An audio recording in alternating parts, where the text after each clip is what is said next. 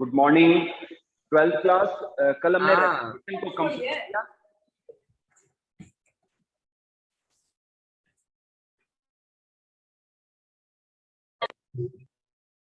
हाँ जी, तो बच्चों हमने yesterday we have completed the topic replication. Replication के काफी सारे स्टेप्स हैं बच्चों, जो मैं आपको लिख के बता देता हूँ जिससे आपको कहीं कोई कंफ्यूजन ना रहे। एक तो कल हमने कंप्लीट कर लिया था, डायग्रामेटिकली मैंने सारा कुछ एक्सप्लेन कर दिया आपको। रेप्लिकेशन रेप्लिकेशन में एक तो फर्स्ट स्टेप है origin of replication. Origin of replication, इनके नोट्स भी मैं एक दो दिन में आपको ग्रुप में दे दूंगा, जो गूगल आईडी है वहां पर। Origin of replication. सेकंड है इनिशिएशन। इनिशिएशन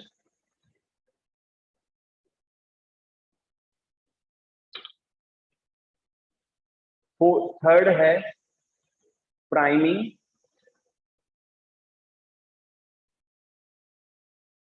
ठीक है, और फोर्थ है प्राइमिंग हो गया, फिर है बेस पेयरिंग, कैसे कहते हैं, हाँ डीएनए फॉर्मेशन कर लेते हैं, डीएनए फॉर्मेशन।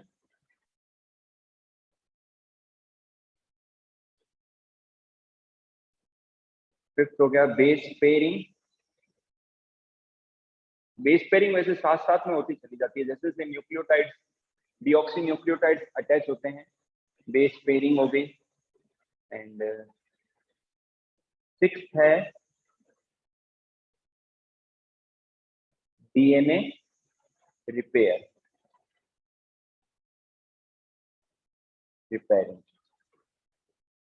ठीक है बच्चों, तो कल की क्लास में मैंने रेप्लिकेशन को एक्सप्लेन किया था आपको। लर्निंग करते समय सिर्फ एंजाइम्स लर्न करने और डायग्रामेटिकली आपको टॉपिक को तैयार करना है। फिर भी मैं आपको नोट्स दूंगा, उसमें स्टेप्स भी लिख के दिए हैं मैंने आपको।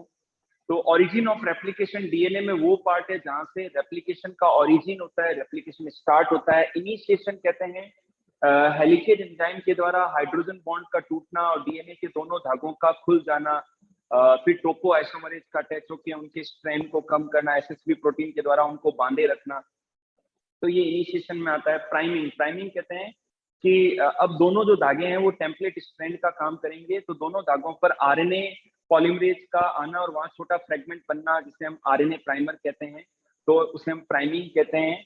देन फिर उसके बाद वहां पर डीएनए का नया जो थ्रेड है वो बनता है डीऑक्सी न्यूक्लियोटाइड्स के द्वारा in the presence of energy and magnesium ion.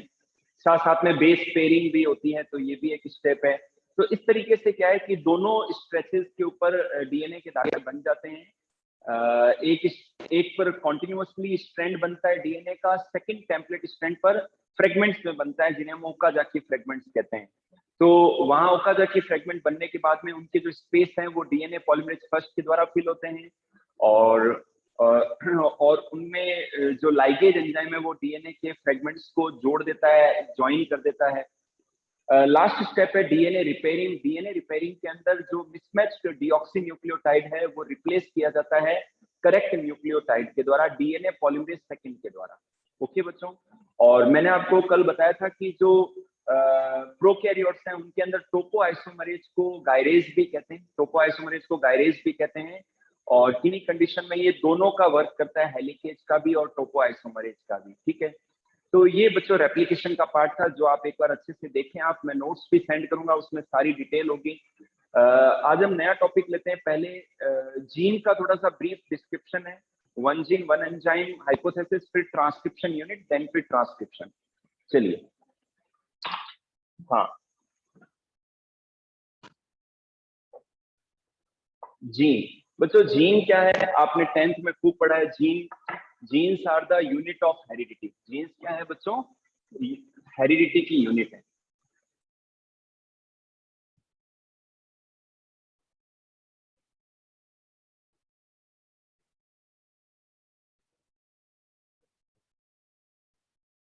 चलिए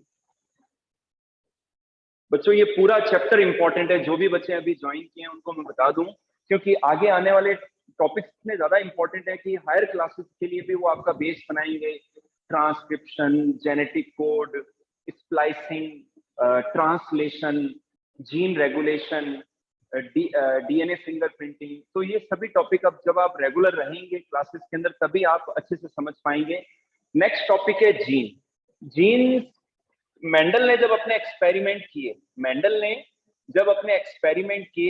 तो मेंडल ने जीन्स को फैक्टर कहा। मेंडल ने कहा कि कोई भी जो सेल है उनके अंदर फैक्टर पाए जाते हैं और ये फैक्टर ही कंट्रोल करते हैं कैरेक्टर्स को, ट्रेट्स को। तो जोहानसन नाम के साइंटिस्ट ने 1900 में मेंडेलियन फैक्टर्स को जीन नाम दिया। तो genes are the unit of inheritance, unit of heredity. ठीक है बच्चों, और जीन्स एक्चुअल में कोई स्पेशल कोई स्ट्रक्चर नहीं है। जीन्स क्रोमोसोम का ही पार्ट है। क्रोमोसोम डीएनए के, आरएनए के stone and non stone protein के बने होते हैं। तो जो हाईली कॉइल्ड पार्ट होते हैं, क्रोमोसोम्स के जो हाईली कॉइल्ड पार्ट होते हैं उन्हीं को हम जीन्स कहते हैं, ठीक है ना।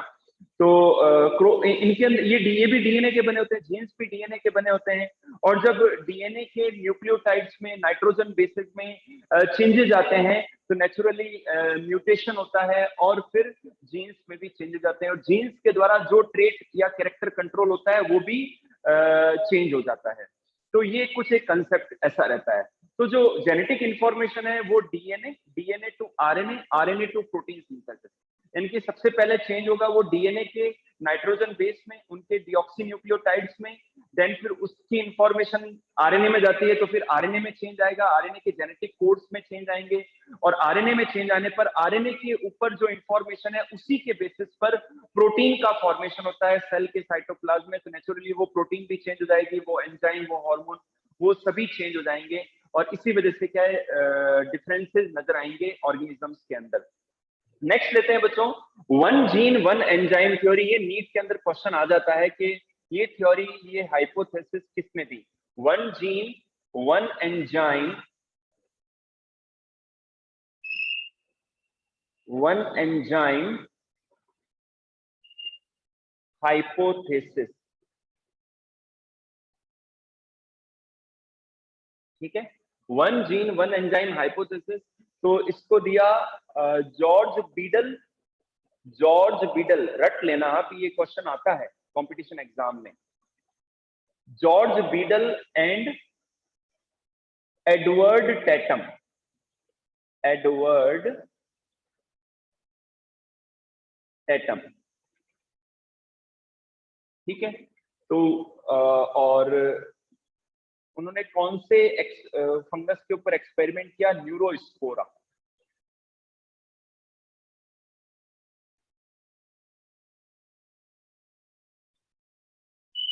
ठीक है बच्चों, तो one gene one enzyme theory was given by George Beadle and Edward Tatum and they worked on neurospora fungus. उन्होंने बताया कि लिविंग ऑर्गेनिजम्स के अंदर एक जीन एक एंजाइम के फॉर्मेशन को कंट्रोल करता है। तो ये क्वेश्चन जरूर बनता है कंपटीशन एग्जाम में, तो इसलिए मैंने बीच में बता दिया आपको। नेक्स्ट लेते हैं बच्चों transcription. Next topic is transcription.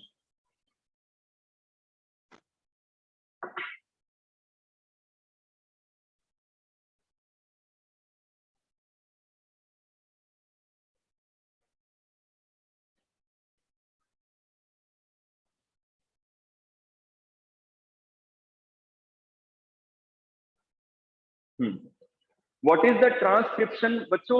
The formation of RNA, the formation of RNA on the template strand of DNA is called transcription। यानी कि DNA का जो template strand है, जो एंटी सेंस स्ट्रैंड है, जो 3 प्राइम से 5 प्राइम वाला जो डीएनए थ्रेड है जिसके अंदर एक्चुअल जेनेटिक इंफॉर्मेशन होती है, उस पर नए थ्रेड का फॉर्मेशन होना, उसे हम ट्रांसक्रिप्शन कहते हैं। वो जो नया धागा बनता है वो आरएनए होता है, और आरएनए के ऊपर जो भी जेनेटिक इंफॉर्मेशन होती है वो सिमिलर होती है कोडिंग स्ट्रैंड के। जो डीएनए का जो अपोजिट स्ट्रैंड है, जिसे हम कोडिंग स्ट्रैंड या सेंस स्ट्रैंड कहते हैं, उसके ऊपर जो भी नाइट्रोजन बेस होते हैं सेम टू सेम आरएनए के ऊपर होते हैं, except uracil on the place of thymine.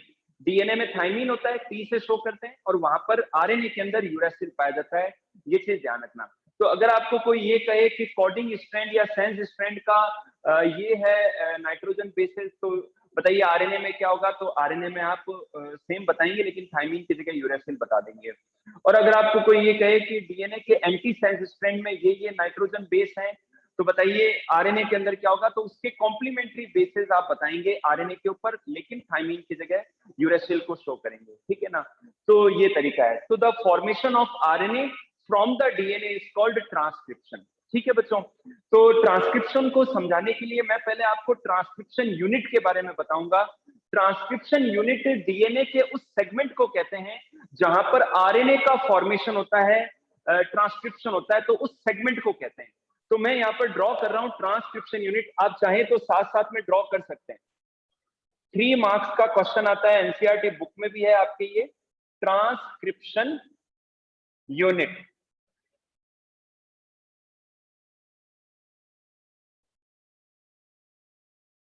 Transcription unit, ठीक है बच्चों। तो मैं यहाँ पर एक सेगमेंट बना रहा हूँ डीएनए का, और फिर उसके डिफरेंट पार्ट्स को बता दूंगा। ये 3 मार्क्स का क्वेश्चन बोर्ड एग्जाम में भी आ जाता है, ड्रॉ द ट्रांसक्रिप्शन यूनिट।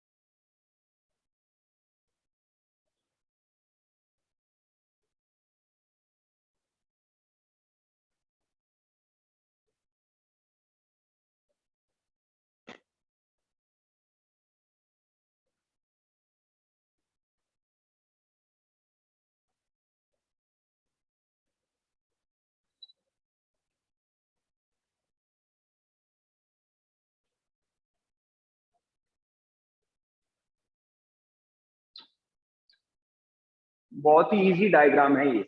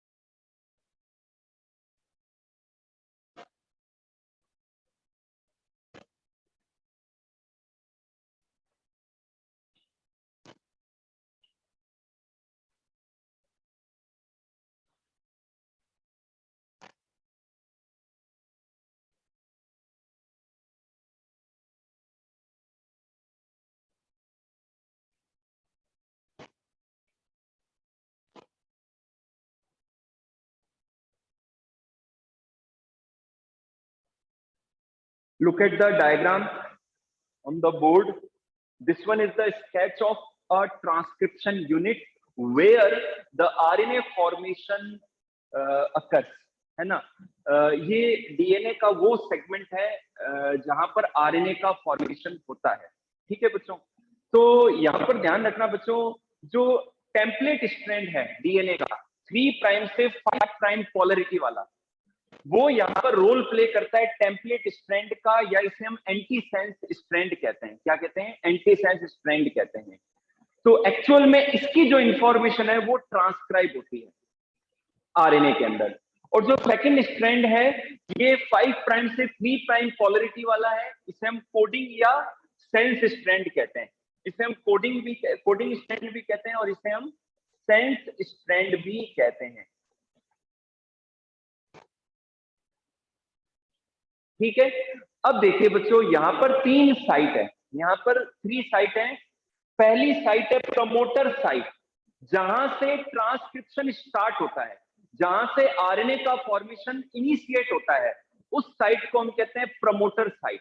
और इसका रीजन ये है कि वहां पर कुछ स्पेसिफिक फैक्टर होते हैं, कुछ स्पेसिफिक नाइट्रोजन बेस होते हैं, जैसे कि टाटा बॉक्स ट्रांसक्रिप्शन यूनिट के या टेम्पलेट स्ट्रैंड के उस सेगमेंट को कहते हैं जहां पर एटी एडेनिन और थाइमिन का बार बार रिपीट होता है, तो उसे हम टाटा बॉक्स कहते हैं। तो वहां से वो प्रमोटर साइट कहलाती है, वहां से इनिशिएशन होता है आरएनए के फॉर्मेशन का, तो इसे हम कहते हैं प्रमोटर साइट।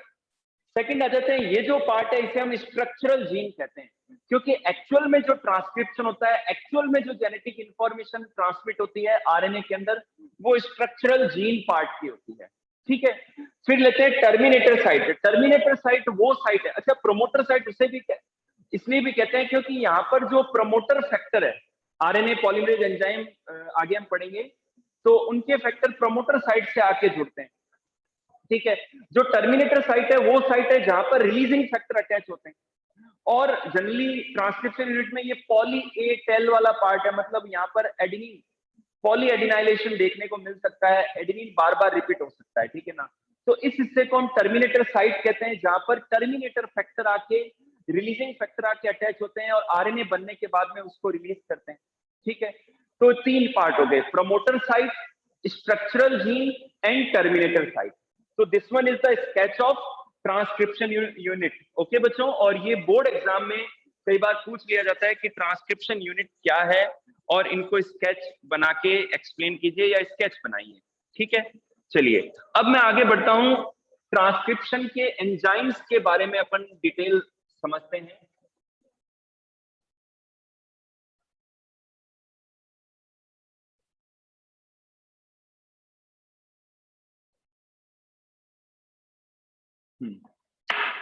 नेक्स्ट लेते हैं बच्चों एंजाइम्स। ट्रांसक्रिप्शन के एंजाइम्स क्या है?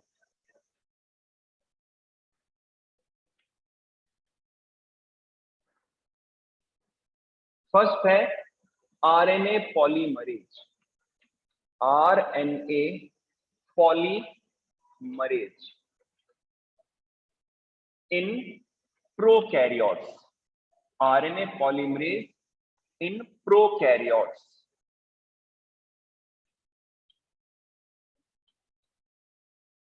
Okay, RNA polymerase in prokaryotes. ठीक है बच्चों, सेकंड लेते हैं आरएनए, अब बात करते हैं यूकैरियोट्स की, in eukaryotes,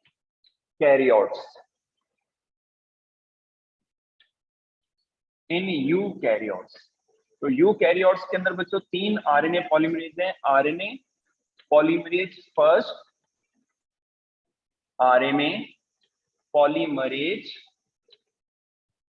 first, second RNA polymerase second, and third लेते हैं बच्चों। बाद में अपन आरएनए के डिफरेंट टाइप्स को भी समझेंगे। तो आरएनए पॉलीमरेज थर्ड, तो आरएनए पॉलीमरेज फर्स्ट जो है वो आरएनए को बनाने में रोल प्ले करते हैं। आरएनए पॉलीमरेज सेकंड एमआरएनए, और आरएनए पॉलीमरेज थर्ड टीआरएनए के फॉर्मेशन में अपना रोल प्ले करते हैं। ओके बच्चों, ध्यान से देखिए, there is only the single enzyme which play the role in transcription, in prokaryotes there is only one RNA polymerase enzyme, RNA polymerase enzyme one एक ही पाया जाता है, जबकि यूकैरियोट्स के अंदर तीन टाइप के आरएनए पॉलीमरेज होते हैं, RNA polymerase first, RNA polymerase second, RNA polymerase third.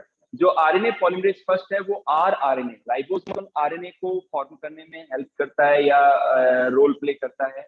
RNA polymerase second messenger RNA या एमआरएनए को बनाने में, और आरएनए पॉलीमरेज थर्ड जो है वो ट्रांसफर आरएनए को फॉर्म करने में अपना रोल प्ले करता है।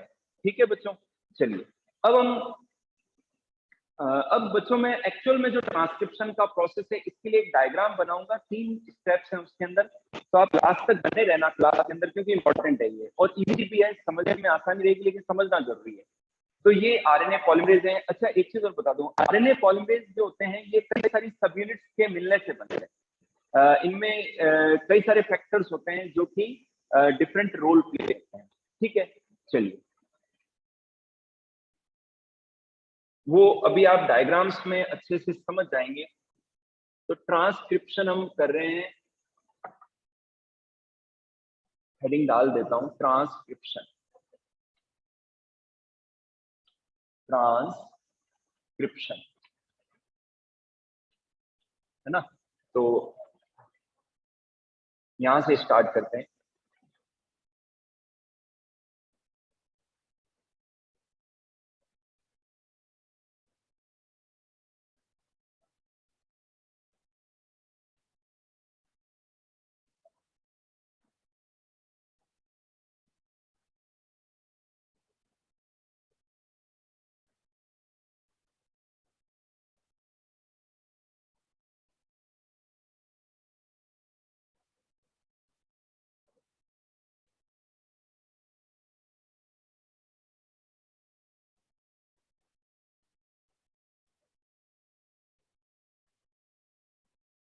थ्री प्राइम और यहां लिख देता हूं 5', ये एक स्टैंड हो गया। अच्छा आरएनए का फॉर्मेशन भी बच्चों 5' से 3' डायरेक्शन में होता है। सेकंड स्ट्रैंड बना देते हैं, ये मैं डीएनए का सेगमेंट बना रहा हूं।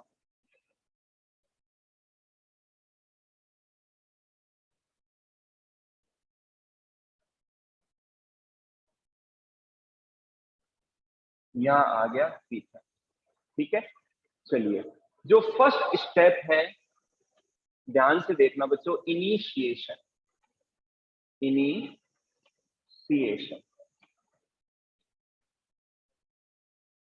ठीक है, फर्स्ट स्टेप है इनिशिएशन। ठीक है, यहाँ पर आरएनए पॉलीमरेज का जो रो फैक्टर है वो आके, नहीं सिग्मा फैक्टर से, आरएनए पॉलीमरेज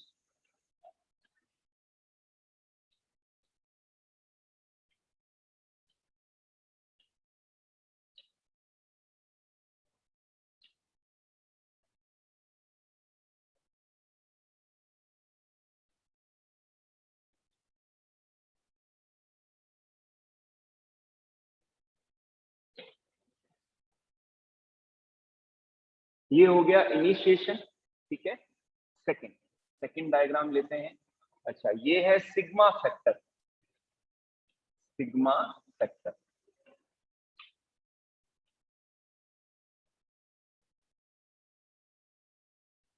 सिग्मा फैक्टर, ठीक है। सेकंड, सेकंड लेते हैं हम इलोंगेशन,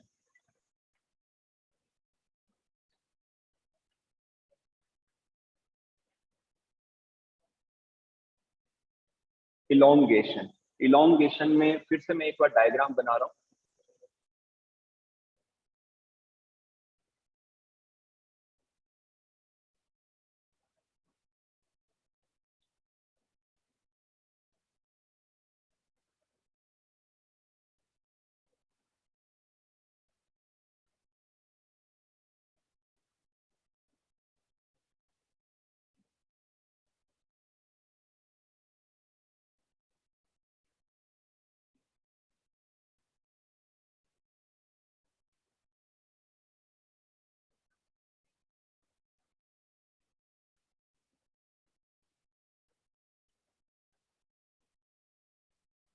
ये हो गया 3 प्राइम और ये हो गया 5 प्राइम और ये हो गया 5 प्राइम और ये हो गया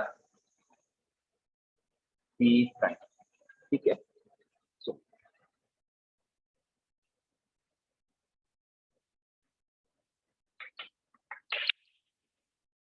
ये हो गया RNA।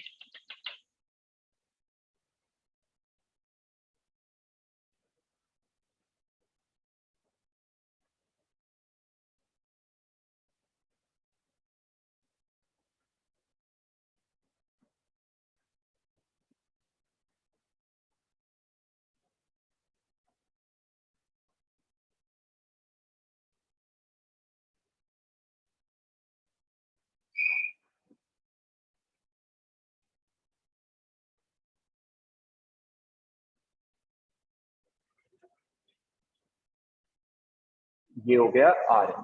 ठीक है बच्चों, ये RNA बन रहा है। फिर एक साथ एक्सप्लेन भी करता हूं मैं, एक डायग्राम और बनाना होगा जो कि लास्ट स्टेप है।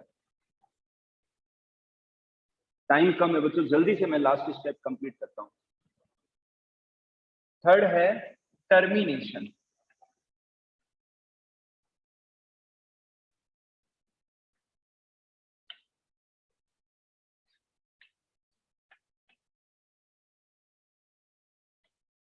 टर्मिनेशन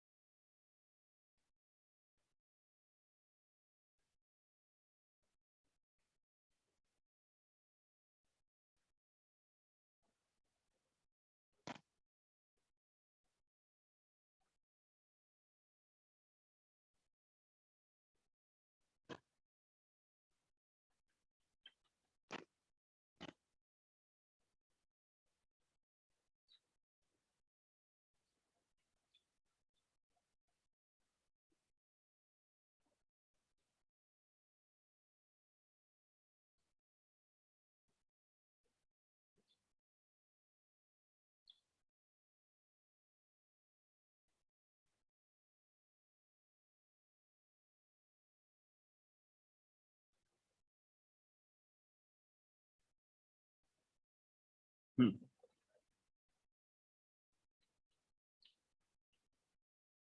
12th क्लास ध्यान से देखिए आप लोग।